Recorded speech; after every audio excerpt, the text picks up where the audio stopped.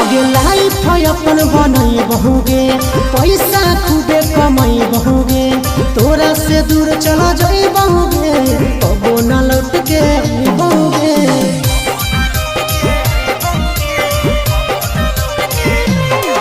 अगे लाइफ अपन बनई बहुगे पैसा खूबे कमाई बहुगे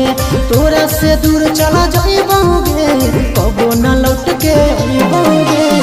सागर बेदर्दी से बोले नाता तोड़ गे अखिया में लोर गे अब नई तो तोड़ गे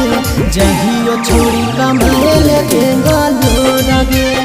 देही अखिया में लोर गे अब नई तो तोड़ गे जहियो छोड़ी